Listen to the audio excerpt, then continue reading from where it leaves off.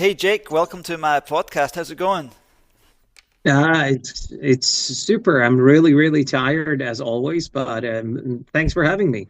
Hey, you're the singer here. Why am I with the guitar, man? Yeah. I can. I no, I cannot pick up a guitar because it's the wrong brand.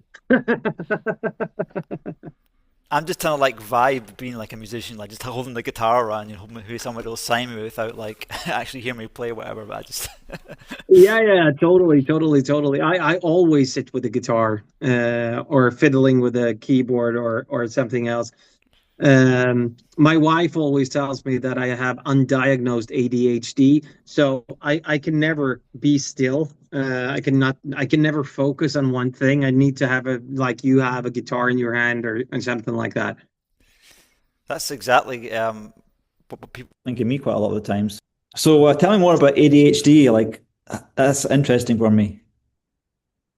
I don't know. I know nothing about ADHD. It's just everyone else telling me that I have it. So you're like a full-time singer? Yes, I've been that for last. How old am I? Yeah, so That, almost 20 years, I think. wow. But How did I do a lot of different things. I don't only sing. I guess I you could see me as an entrepreneur because I run a management company. I do a record company.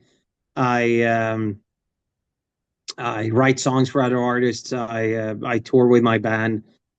I am an actor. So I do a lot of things.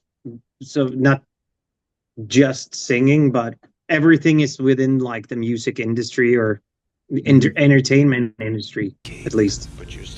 That was a really awesome song. It did look like a movie scene. I thought it was part of a movie, but then it was just like a track singing. I was like, what this? How did you manage to like have that level of sort of film production?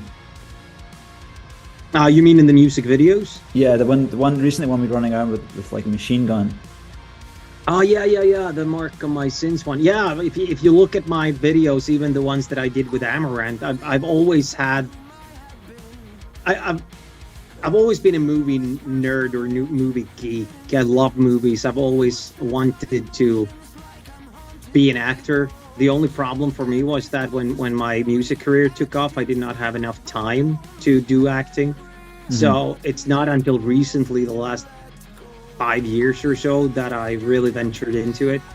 Um, but I've always thought that music videos where a band is just standing straight up playing their song or performing is really boring to watch. I mean, like you could watch that video one time and you know, like then you listen to the CD or LP or stream the song instead. But if a video is interesting, I mean, like remember back in the days with Michael Jackson or Backstreet Boys or whatever, like they had this cool videos. You wanted to see the video again. It was not only about the song, and I guess that's something that I've also always wanted to do. So I've been working with Patrick Elias, the director, for all of my career, and he's fantastic. And so we've always done things together, and we work really good as a team. So I guess that's the reason why you could do that. It was like a Netflix quality cinematography. Did you have to like hire some really expensive equipment for that, or you just did it with what you had? No. Patrick has all that. I mean, like Patrick is not cheap, Mm. but he's doing a fantastic job. So he's the one behind the movie magic. Hmm. So, what's the pressure like between performing on stage and performing on camera?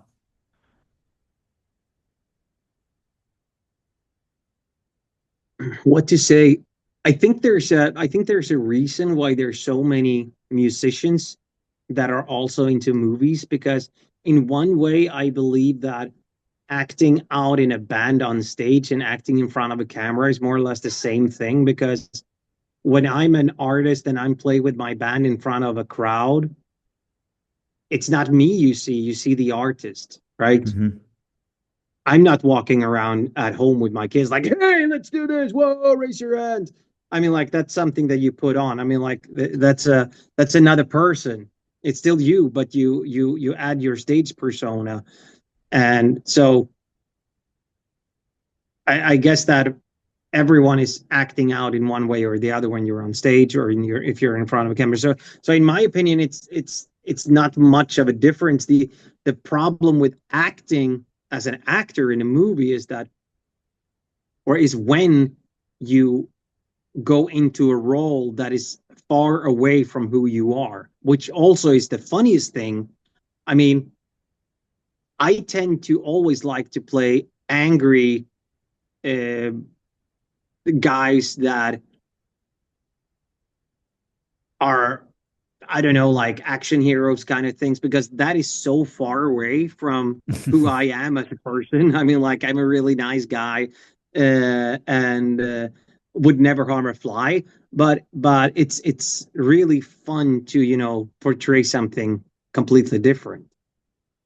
I wonder what the hours of repetitions are needed for acting versus like musicians. Like if you want to be like a virtuoso guitarist, they say like, oh, probably 10,000 hours. But I wonder if actors have to put in the same amount of time to get good at speaking their lines and everything like that, you know? That is so weird in so many different ways. I can't tell you if I'm a good actor or a bad actor. I just love it. That's for the the viewer to decide. But for me, I have a really hard time sometimes to remember lyrics. Like, it can be really hard for me to remember lyrics.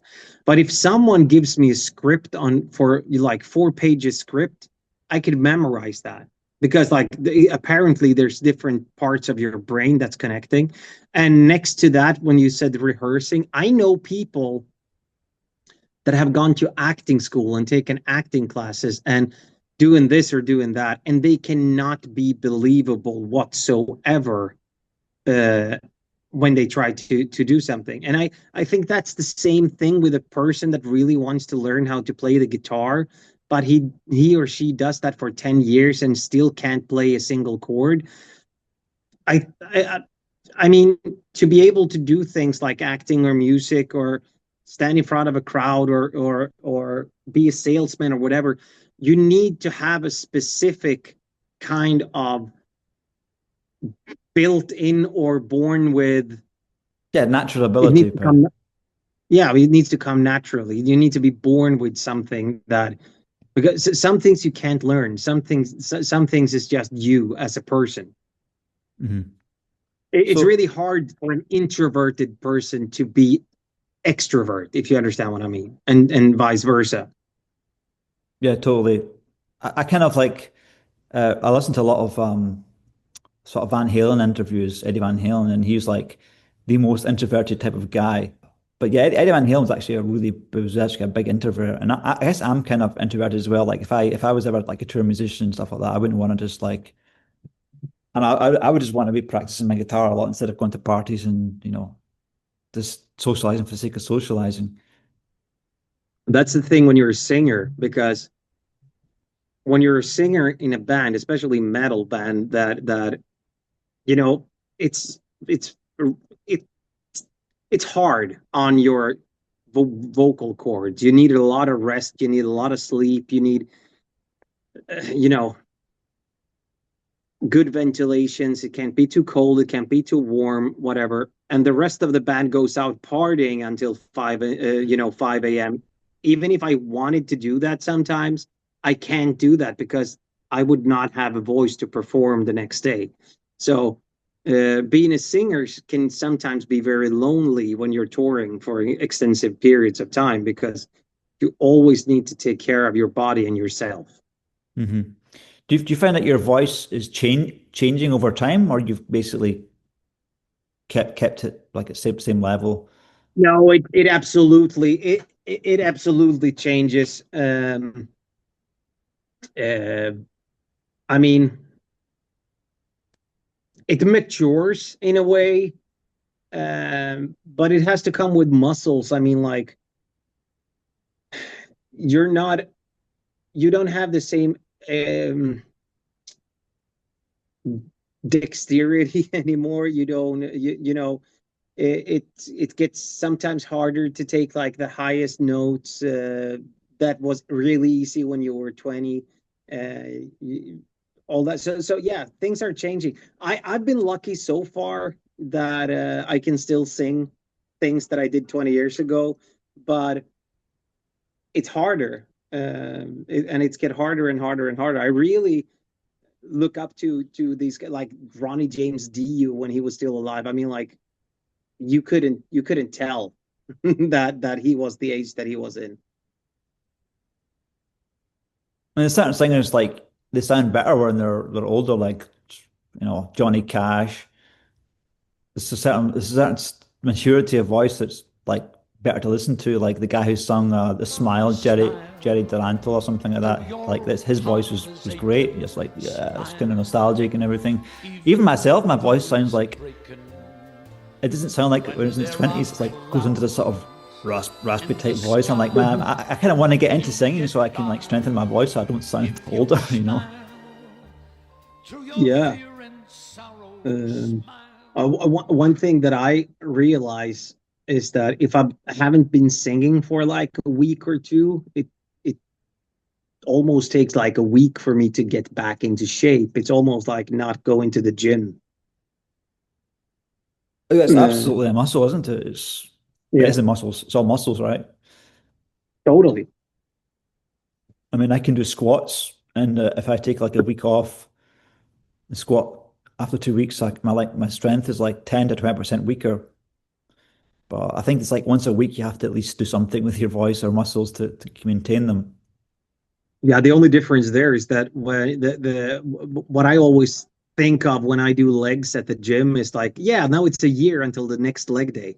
I think leg days are the most important days of all. Like you could skip every other part of your body and only do leg days like once a week. And that would be like it is the most important muscle group by far to do. It gives you the growth I hormone know. and And it's the funniest, sorry, but it's also the funniest part of the body to exercise because when you go into the shower and when you leave the gym, you can barely walk.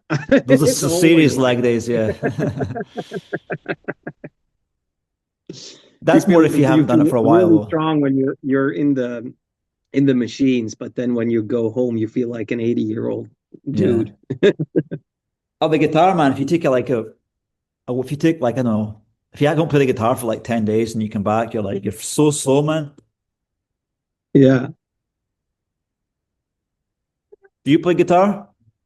Yeah. I play a lot of I play a bunch of instruments, but I would never call myself a guitar player. I would never call myself a drummer, but I I get my way around most instruments. I used to play trumpet when I was a kid for 7 years. I played in like this Wow, big bands and stuff like that. But that's good for your voice. if I would, yeah, I think I got a lot of my singing for free, so to say, because like when I stopped playing the trumpet, I had like the breathing techniques and support and so on. I guess that I got a lot of that from playing the trumpet, to be Hmm. honest.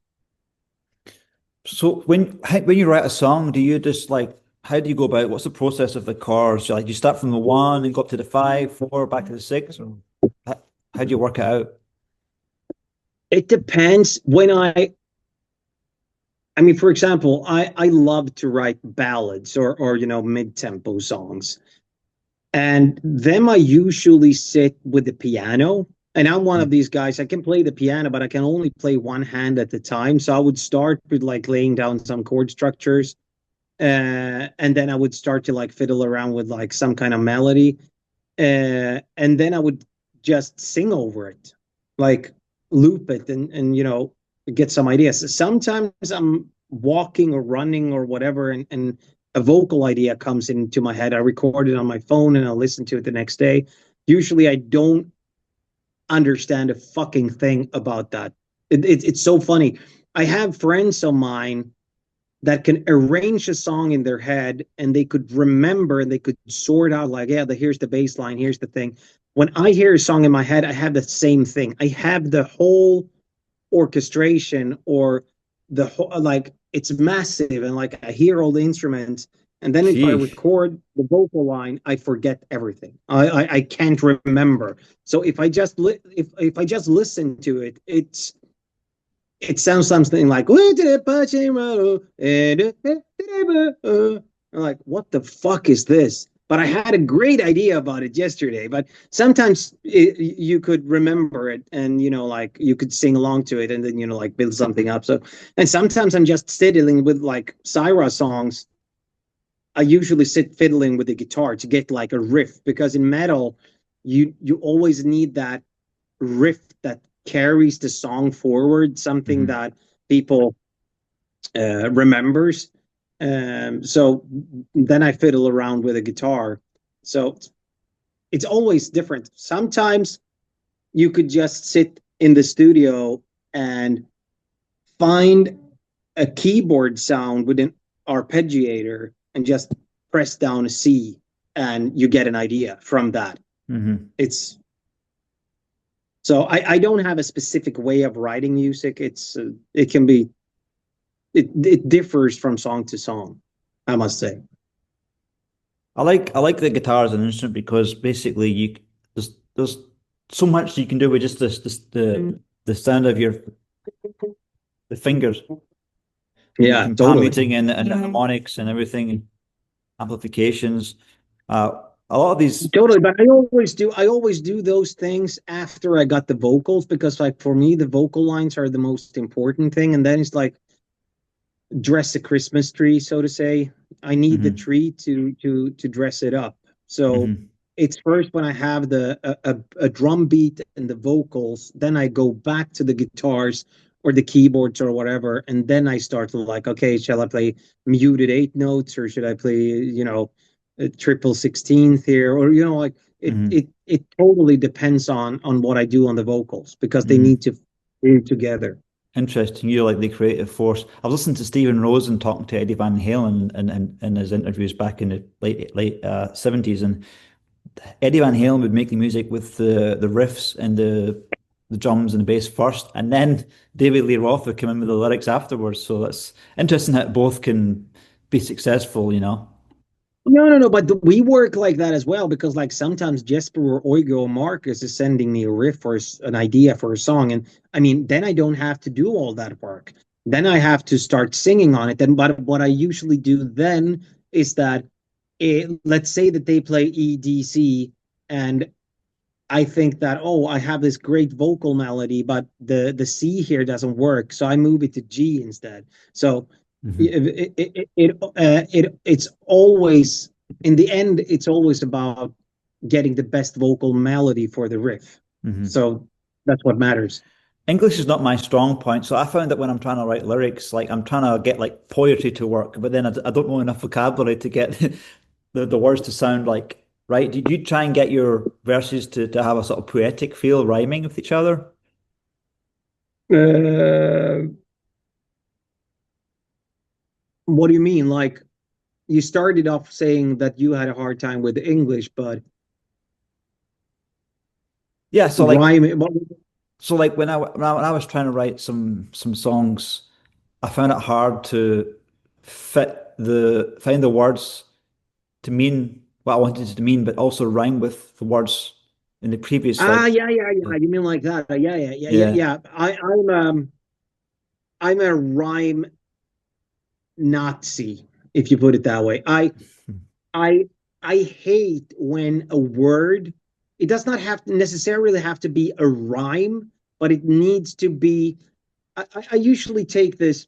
It's the final countdown, for example. I mean, like you have the flow, you have the rhyme structure, Hmm. but that song would have been, "It's the final Christmas Eve." You're lost. Yeah, Like yeah. that's not a hit song anymore, right? Yeah, yeah. So for me, that's really, really important. And sometimes when you hear songs, even on the radio, I mean, like great songwriters usually follows the same way of writing songs as I do. But sometimes you could hear, like, I really want to say this word, but it does not fit. And then it's like going in a car in 100 kilometers an hour and someone stomps the brake. Like, the song gets like you understand what I mean? Yeah, yeah. And that is really annoying. As it's equally annoying when something is rhyming and rhyming and rhyming and rhyming and rhyming just for the sake of rhyming. That you need to have like a natural break in your lyrics with which what is a near rhyme, what is a rhyme, what is going out from the rhyme structure but still fits the melody. It's so for me, it's usually when I write lyrics, I always lean to the melody. The melody is what's most important. So if I want to say that it's snowing outside, but I can't get that to work, I would then find a way to say that the ground is white or something that you would understand that it's snowing, but it means the same thing, but with different set of words, just to make it fit to the melody, Hmm. whatever melody I have. Hmm. So are you like the founder of your band? Yes, I was the founder of my former band Amaranth, and I'm the former of Syra together with the. I was forming Amaranth with another guy, and with Syra, I founded it with Jesper Strömblad. Cool. What for you And before makes like that, I founded a band called Dreamland, which like this 80s power metal band. what's the it's two rhythm guitars and a drum, right? Is that all Yeah, you have? exactly. So that's all we have. We had Peter Evers, also from In Flames from the beginning, but when he decided to jump the ship, we decided to not have a bass player. Wow. Then Jesper got sick, so Jesper was not touring with us, so we brought in Marcus Sunesson. So we've been touring with Marcus and Oige, and now when Jesper is coming back again, he's going to play the bass. So we've been without a bass player for 5 years. And having like a seven string electric it was good enough to not have a bass? No, no, no. We've recorded the bass and we've had the bass on backing tracks. Right, There's right, actually many bands that have been doing that lately. right. Uh, the only bad thing with that is that you limit yourself live because, Yeah. like, you always need to, you cannot, like, oh, let's stop here and do this. Hmm. You need to follow the click on the backing tracks. Is That it is that's that or you need to come up with like, okay, for the live version of the song, we do this, and then you need to program the bass or play the bass hmm is it for because that. it's hard to find good bass players? No, but it's the thing that like we have Jesper in the band, and Jesper's been sick, and we did not want to bring in another guy. And to be honest, it's way easier to be four guys in a band plus crew than five guys. I mean, like after COVID, everything gone up. I mean, like if we don't have to pay flights and hotels and accommodations and salary for one guy, it's a lot of money that we actually save on Yeah. not bringing in a bass player. Do you think like with the rise of AI that there's a sort of backlash and people are wanting to go to more live music? I hope so. Um, that's the problem. I mean, like you and I, we touched the subject before we started the conversation or the pod that there's a lot of AI songs on the list right now, but I mean, like, it's impossible to go see those artists live. So I don't know. But to be honest, AI or not, since COVID, the whole live bubble, so to say, like, music business is destroying itself some way because everyone needed to go out and play after COVID. COVID closed a lot of gig places around the world. Um, there's less places to play. There's more bands that want to go out and tour. The fees has been lowered. The costs for trucks, buses, salaries, rentals, everything gone up. So, and as everyone has been touring at the same time, no one is selling tickets. So it's it's a crazy world that we're living in right now, to be honest. I think it's maybe also the fact that society's a lot more introverted. They're happy to sit on their phone all night or not Netflix, then go out with people, go to some music venue, you know? That's totally for the young generation. I mean, like 15, 20, 25-year olds today, they did not grow up with what we had when we were young. I mean, like, so I don't know. But festivals seems to do pretty well, like pop festivals or but it's always like that. It's always the biggest act. I mean, like if you're Taylor Swift, you don't care. But for smaller bands and artists, it's harder. I couldn't probably name you one Taylor Swift song. I have no interest in listening to Taylor Swift, no matter how big she is, you know. Sorry, Taylor Swift, if you have to watch this massive podcast here. Yeah, I know. I mean, like I said, for me, the churches are the biggest vibrant scene for music right now, you know. Um, Yeah. And I'm an atheist, so I'm not very much involved in churches. yeah, I mean, I play a lot in Ukraine. I play like a lot of more kind of melodic, kind of guitar lead stuff.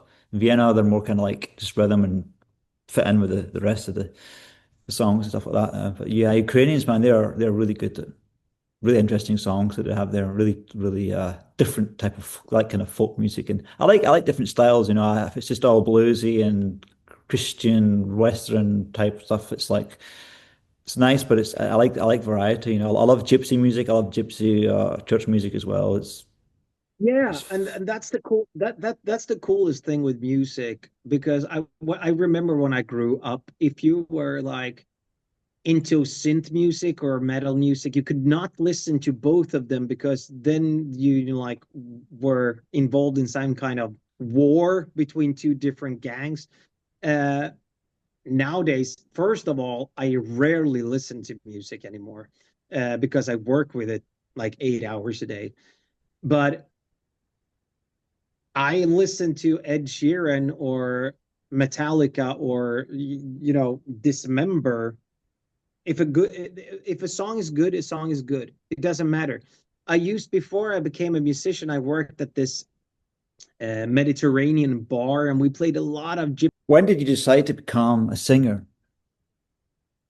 It was after I crushed my hip and I got an infection in my um, pelvis that made it impossible for me to continue playing hockey. And then I thought to myself, what else can I do that is not a real job?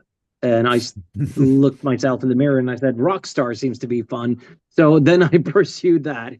And it's actually a true story with some modifications, obviously, because you don't become a rock star overnight. But that was my thought process.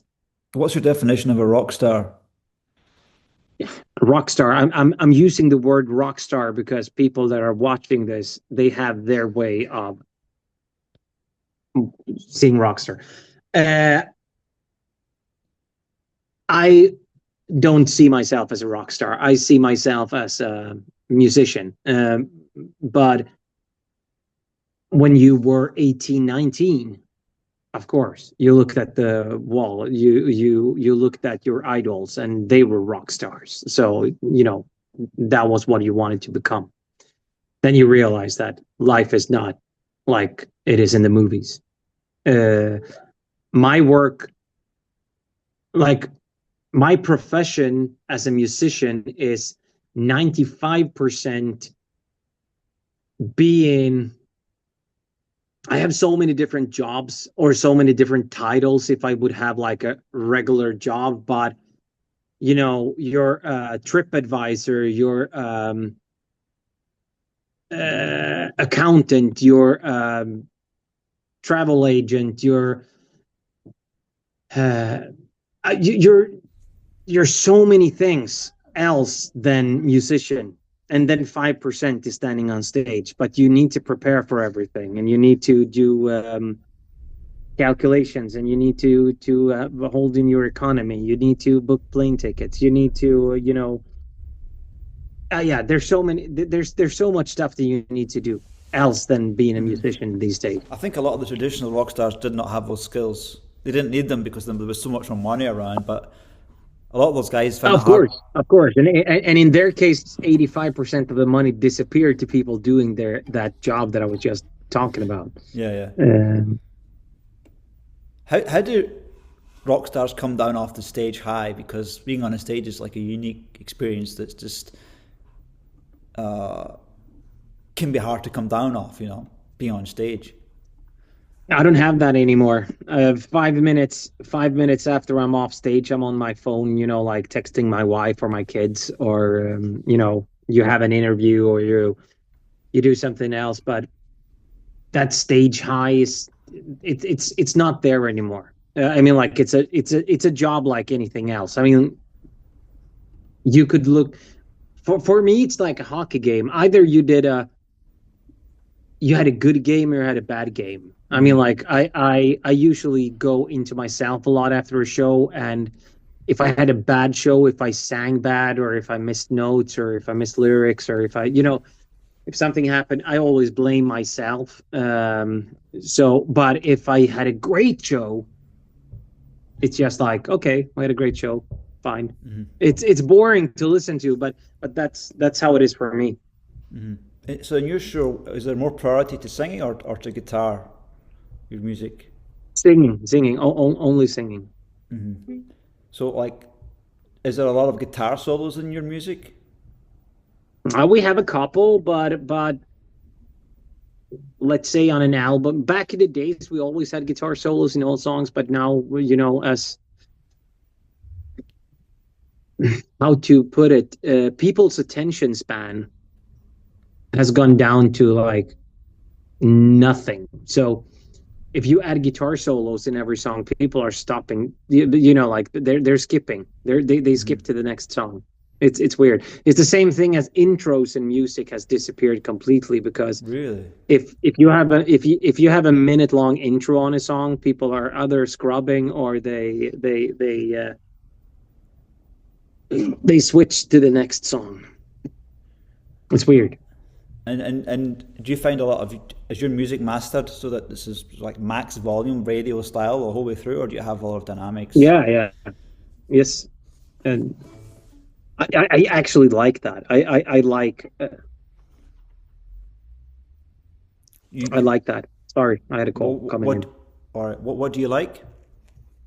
Uh, when things are compressed as a snowball, I like that. All right, I yeah. like that in music. Well, it certainly I mean, punches for like the mix. I also enjoy listening to 70s music with a lot of dynamics, but it's another thing. I mean, like if you listen to bands like Chicago or Toto or stuff like that, I mean, like the dynamic is Yeah, what makes the total. music. But in modern music, it's not the same thing. You cannot compare the two. Yeah, a lot of Total's music, it's like you can listen to it once and it's like, well, that's intellectually interesting, but then it's like it's not something you can just. It's not something that would just be on the radio like popular music, like all these crazy time signatures. Like every bar is like a different time signature. No, no, no. I love listening to I love listening to music like that, but it's the same thing with Meshuggah. I mean, like I adore Meshuggah. I think they're fantastic, but I can only listen to a song at a time because your brain is fried afterwards. Yeah, isn't it? And like if you look at Van Halen, like they only really had one song that like was like a pop song that lasted for like 22 decades, like that Jump song. It wasn't even like Yeah, that technically. A lot of times when they play it live, Eddie's not even playing the guitar; he's playing the keyboard, yeah. because they didn't use backing tracks hardly ever.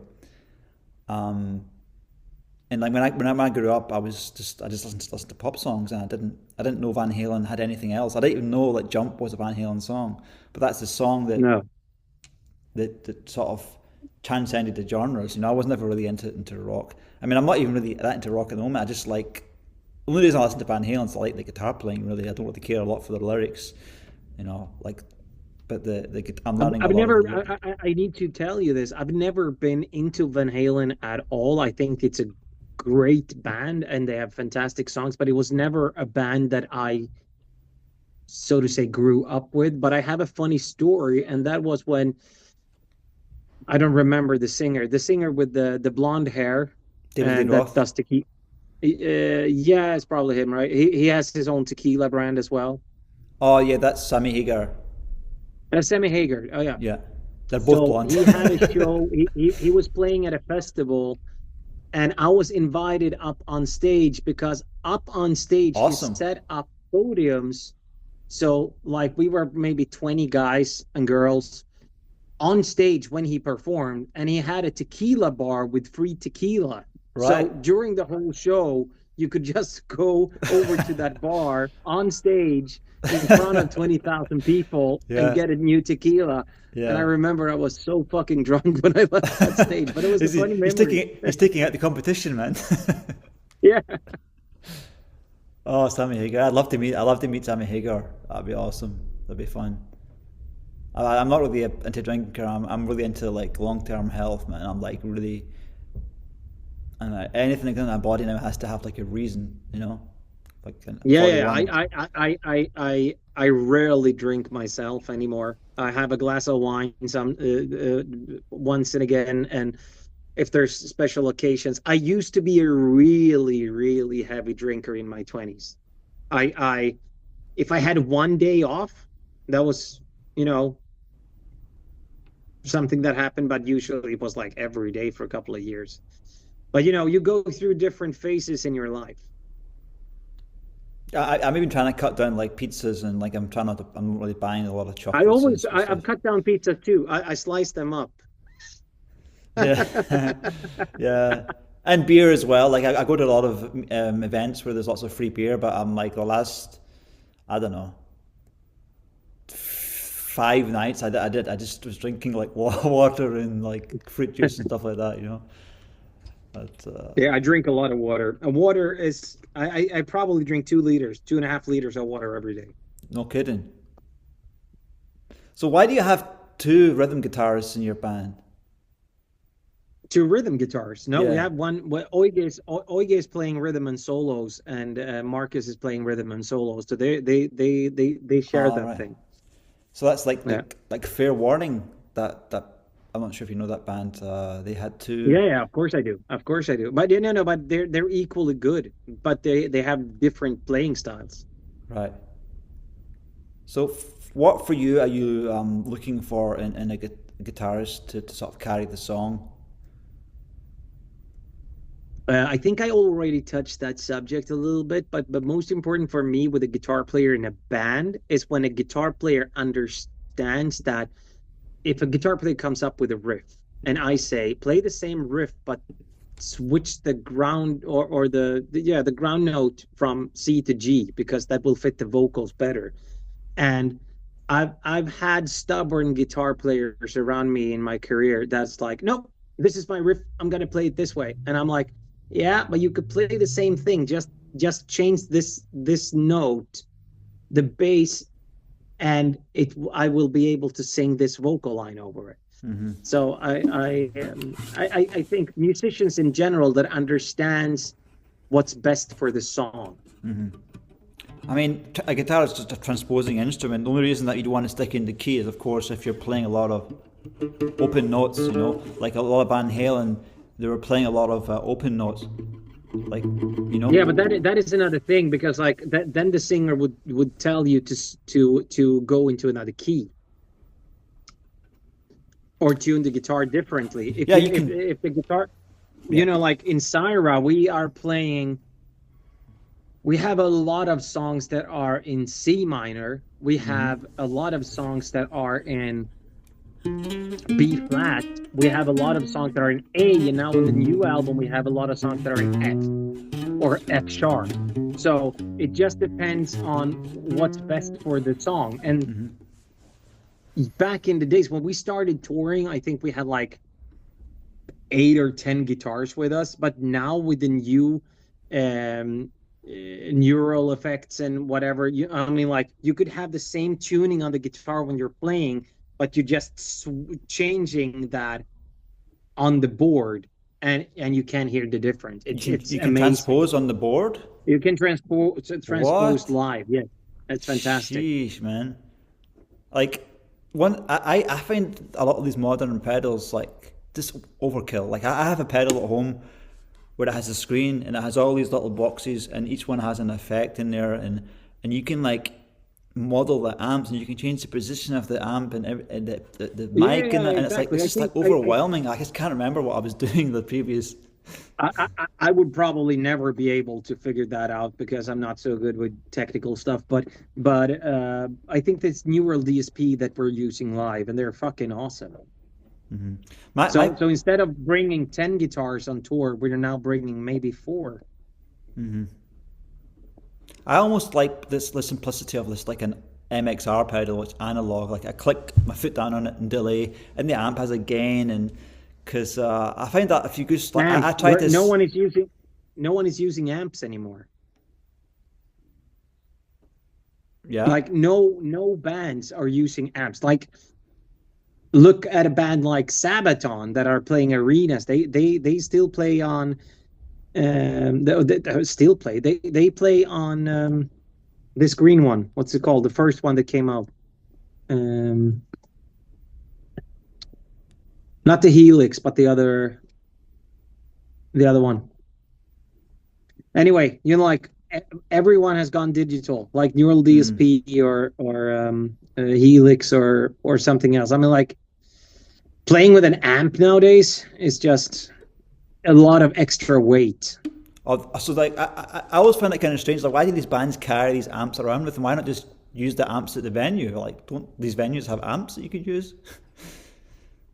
No, yeah, some small venues usually have that, but when you're touring, I mean, like Yngwie Malmsteen probably still carries his stuff around, but no modern day bands these days are carrying their amps anymore. They just break. Mm-hmm. So I was trying this Line 6 Helix something. It was about this big man, right? And I was trying. Yeah, but that was the first version that they came out with. The new Helix is something like this. It's the same thing with the Neural DSP. Mm-hmm. But I was playing my guitar through it, and I just honestly couldn't even recognize my playing. This doesn't even sound like a guitar. Some of these effects, like it just sounds like a synth. Why don't I just plug in a MIDI controller? And, because I like to hear I like to hear my fingers coming through the guitar and all the. I don't really want to hear. You can do that. Trust me, you could do that. Our guitar player just released a pack. You could go to oigavalovirta.com and you could buy it from there. It sounds fantastic. He has modulated all his amps. He has a Fat Boy that is just amazing. A Marshall. What does that mean, modulated? I think it's a GCM 900 that he had. That sounds amazing. What do you mean by modulated his amps? So you're more or less copying how the amp sounds digitally with a digital signal, and then you could put it into the computer. And when you put your guitar into the computer into this plugin, it will sound exactly the same as his amp. So when recording, does he not use a microphone on an amp? He plugs it straight into the computer. Yeah, for albums, it's a complete different things because then you could use amps because you're in an isolated place, obviously. But for touring, he could use the same sound that he has in the studio with amps. Mm-hmm. Yeah, I mean, my setup's are really simple. Like the one in Vienna, I play bass. We had to plug it straight into the bass amp, and then in Ukraine, we have a bass amp there. I just plug it into their jack. Well, I don't know the names of these things. It's this snake thing that goes all the way down to the sound desk, and you play it through the system there. I've got an idea for like I want to make my own synthesizer from electronic components, like just to build it from scratch. Yeah, okay. Like, I'm just going to have to GPT how to do that, so that I can just make these sounds that I made for the circuit board. It'd probably be absolute. I would love to. I would love to be. I would love to learn electronic engineering when it comes to stuff like that. I studied to become an electrician in school, and I worked as it for like 2 years. So I know my round around electricity, but when it comes to small components, I have no fucking clue. But I love to watch when you scroll on your phone and you come over these guys that are like modding the PS5s, or old Amigas, or old PlayStation, whatever, and like, I just open it up and then I switch this and blah blah blah, I connect that and that, and now it's a spaceship. Yeah. It's I think that's fantastic. Yeah, I mean, if you go to the music store, you get these little boxes like 600 euros or 1,000 euros for this little box. It's like, I'm probably going to use like 5% of what this actually does. Like, why don't I just buy a sine wave generator, and like make a little keyboard, and stick that on my guitar, and play that for my synth stuff, and then I just leave the basic Yeah, effects to my fingers, and so maybe some MXR phase shifter or 90, and a delay and compressor. Make a yeah, make a. totally do that. So what was it like for you at the start of COVID? Like, when did things immediately start impacting your work-life balance? I was It was terrible. And I must say that I took the worst decision in my life during COVID, because I was still stuck in the old way of thinking with albums and album cycles and whatever. I was not prepared for the modern world, so to say. So I decided not to release any albums during the pandemic, because I did not want, if the pandemic was going to go on for a longer period of time, I did not want to release like two albums during that period, because I did not want songs to be not played live. And that Gotcha. was like probably the worst decision that I've ever taken in my life. What I should have done was to just sit in my studio writing song after song after song, just releasing as many songs as possible. Hmm. But it's easy to, look back on that now. But yeah, it took me hard, but COVID also brought me a lot of positive things, because I'm so used to traveling and always be away from my family, and all of a sudden I could be home with my kids. And I started to value that to a consent that it's hard for me to go away now, because I'm so used to being home that I don't want to be away. And it's weird. It changed, the whole pandemic changed you in so many ways. I'm worried with this AI now is basically a lot of the social contract in cities is broken, because cities was basically white collar work, because a lot of work's been offshored. But now we have a whole sections of society not able to find work. So like, and a lot of the things for needed for survival, like the rents and the medical expenses and the car mechanics and everything. There's a whole base that a bunch of people that have got jobs, and a bunch of people now that don't have jobs, and the people that have the jobs are not reducing the prices. They're just expecting everything to go as normal. But a lot of these Yeah. people don't realise that if you have 20% of society to become desperate, you're no longer living in a safe society. No, but here's another thing to I mean, the AI thing is going so fast right now. But one thing that I've been thinking about, or I thought about it the other day, because me and the kids, we were watching that movie. What is it called? Chocolate Factory with Johnny Depp, Willy Wonka. You remember that Scary movie? movie, man. Yeah. But here's the thing: the kid's dad, he gets fired from the toothpaste factory because there's a robot now putting all the lids on, right? But then in the end of the movie, he gets rehired because someone needs to fix the robots when they malfunction. So I agree with you 100% to the problem that we're facing. But in the end, uh, people are going to find a way back into, finding, they just need to start working with maintaining whatever is taking their job now. Are you with me? I don't really see it, because a lot of these systems with like I'm a software engineer, right? So a lot of projects that I work with, the code is really bad. It was written by humans. People were just lazy. They didn't write tests, automated testing. But with AI, the quality has gone up a lot because you now have software that is self-testing. And people moan about it, saying, "Oh, AI basically it's 20% longer than it needs to be." Okay, but then you have like so much stuff that the AI spots that humans would never spot, and like it's there's nothing really to maintain there. The system is written once and then it works and then that's it, and you just monitor. Yeah, I agree with you completely because like there's so many things with the AI thing that is happening right now that I completely hate. But then when it comes to finding tumors, cancer and stuff like that, that AI can find in nanoseconds that a human person will miss, then we're looking at a revolutionary tool that we haven't had before.